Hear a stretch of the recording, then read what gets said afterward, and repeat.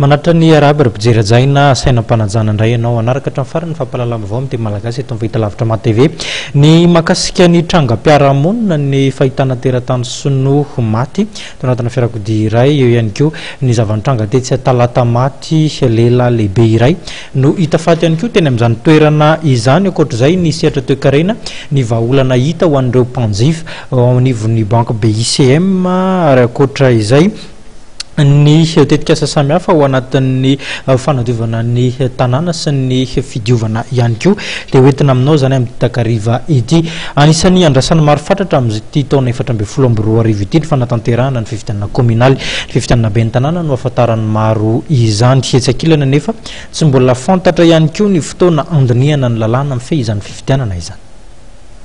Tsy mbola nampiantso fivoriana tsara-potoana ho an'ny anteny mera-pirenena ny filakevitra minisitra Omaly. Fivoriana tsara-potoana izay heveriny maro fa tokony andiniana ny lalàna momba ny fanatontosana ny fifidianana be ny tanàna sy ny lalàna momba ny fitsinjaram-pahefana.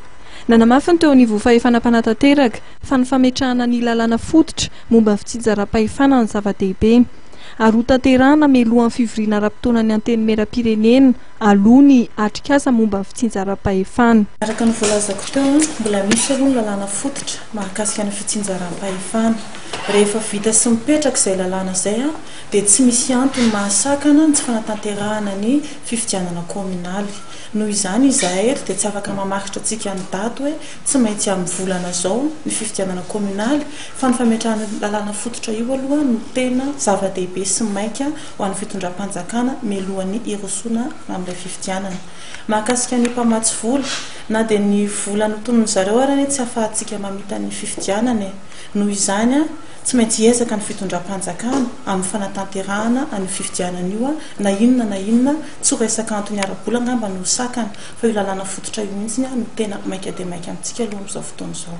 Efa ampiantso session extra ny fampiantso session zany atoato ny fitondram-panjakana dia ao anatin'izay no andaniana izay lalàna fototra izay efa en-cours koa zany amin'izao fotoana izao. Ndraiky amin'ny 20 sy 20 jolay ho avy izao no anatotosana ny atrikasa momba fitsinjaram-pahefana raha ny fanapahan-kevitra mivoaka tamin'ny filakevitra minisitra Omaly.